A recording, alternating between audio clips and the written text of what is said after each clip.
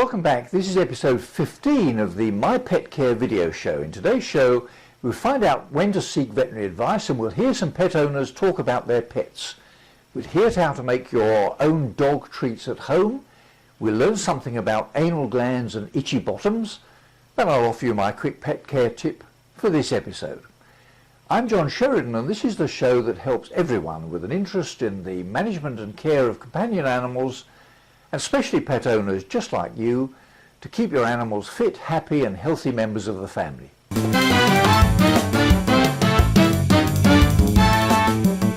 If you're a mum or dad with young children, it's difficult sometimes to know whether or not their fever or tummy ache or rash or some other symptom is serious enough to seek the advice of a doctor. If they're old enough, of course, you can talk to them and ask them how they're feeling. With pets, it's not so easy. We can't ask our pets if they're feeling okay, so how do we know if something's wrong? Here's a clip in which Dr. Shelley Rubin suggests some of the signs to look for and when it's necessary to seek veterinary advice. One of the most important things to be on the lookout for is any sort of change in your pet's behavior. Maybe your dog is very outgoing, and all of a sudden they start to seek seclusion and get irritated when you approach them. Perhaps your cat is typically a shy cat, and then they start seeking more attention. This might just seem like a small change in what they typically do, but changes in behavior or activity levels could be a sign that something is wrong.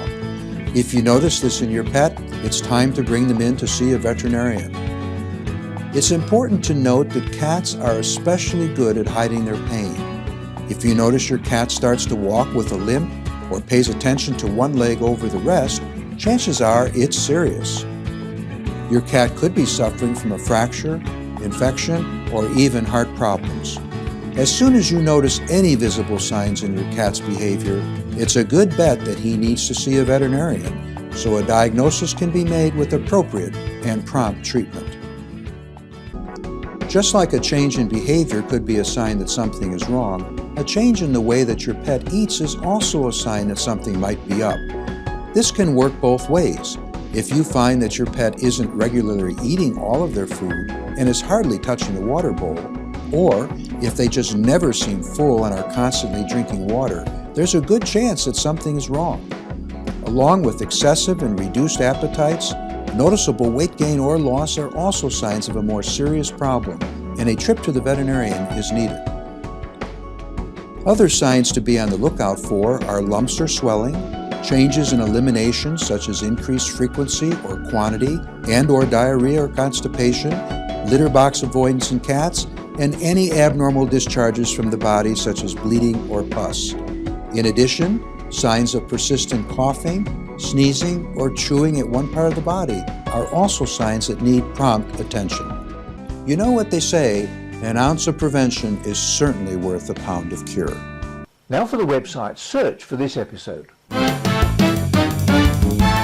I recently received an email from marketresearch.com promoting a report highlighting the latest customer trends in the pet animal industry. Can you guess what it is? If you've got a pet, you probably know already that it's all about treating your pet as part of the family. Here's a clip in which some pet owners tell us how they feel about their pets. You can just see it in his face. And if I'm going somewhere, he comes racing over and he's just looking at me like, can I go? Can I go? Can I please go? I'll bring him just like I would any of my children. If you insult my dog, I'm going to be like, don't you insult my dog. My dog is the best. Her food is pretty expensive, so she probably eats better than I do. I definitely treat them like they're babies. I definitely tell them I'm their mommy, and I try and give them all the attention and love that I can. My wife and I were never the ones to say, no, your bed's over there. I would get up in the morning and there would be my wife and I, and it's only a queen size bed with 3 little boys and a corgi.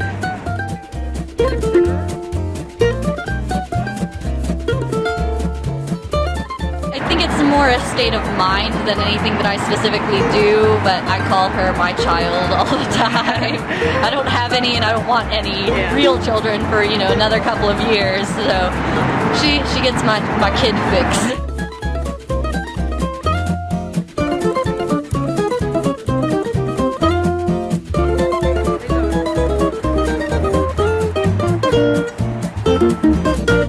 Television channels seem to be obsessed with cooking shows and celebrity chefs. So to keep up with the fashion, here's a clip which combines pet care and cooking. What's it all about? It's how to make your own dog treats at home. How to make your own dog treats. Show your four-legged friend you care by cooking up some homemade treats. You will need 4 bacon slices, 2 pounds of whole wheat flour, 1/2 cup of cold water, 1 egg, 1/2 cup of milk, 1 teaspoon of garlic powder, and 1/4 cup of bacon fat. Equipment: a frying pan, paper towels, a rolling pin, a cookie sheet, and cooking spray. Step 1. Place the bacon strips side by side in the frying pan and fry on medium heat until crispy. Drain on 2 paper towels on top of a plate and reserve the fat. While frying the bacon, preheat the oven to 325 degrees. Step 2. Pour 3 cups of whole wheat flour into a bowl, add the water, and stir with a spoon. Add the egg, milk, and garlic powder, mixing thoroughly until the batter is thick and sticky. Step 3. Crumble the bacon strips into small pieces and add them plus 1/4 cup of reserved bacon fat to the mixture. Stir well. Step 4. Spread a handful of whole wheat flour on the kitchen table or counter. Roll the dough flat until it's a 1/2 inch thick.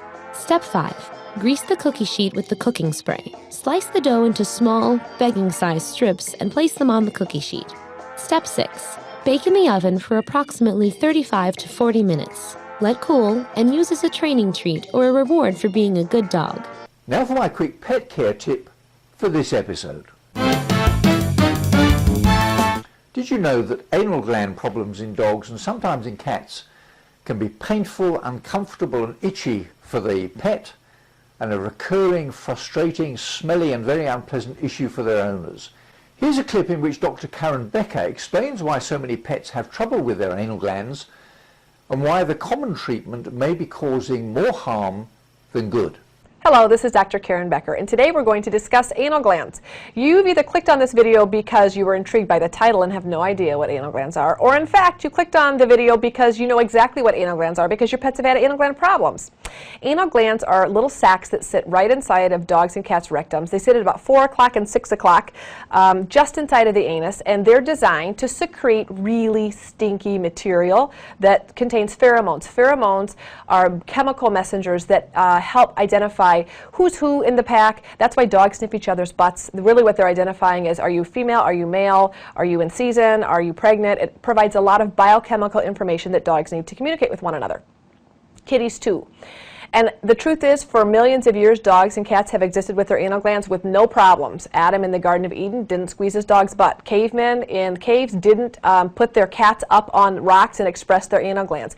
Dogs and cats have existed in harmony with their anal glands for quite some time. So the question is, those of you that have anal gland issues with your pets, what's going on? Because it can be a really recurrent, frustrating issue. What I'll share with you is, not suspiciously, in the 40s and 50s in grooming schools, groomers were taught to, out of service, clean the dog's ears, trim the dog's and cat's nails, brush the teeth, perform grooming, and then squeeze the anal glands. And emptying the anal sacs was considered to be kind of a courtesy. The downside is pets were never meant to have those anal glands recurrently expressed. And one of the main reasons pets have recurrent problems with their anal glands is unnecessary trauma. So what's my quick pet care tip? Well, it's this. If your pet doesn't have a problem with his rear end and doesn't constantly lick it or scoot his bottom along the ground, the best thing to do is to thank your lucky stars and do nothing. If you take him to a trainer, groomer or boarding kennel on a regular basis, it could make sense to check that they won't express his anal glands as a courtesy for the very reasons that Karen Becker has outlined. If, on the other hand, you suspect that your pet may have a rear end problem, seek the advice of your veterinary practice quickly. You'll be glad that you did. Well, that's about it for now. I'm John Sheridan, and this is the My Pet Care video show. See you next time.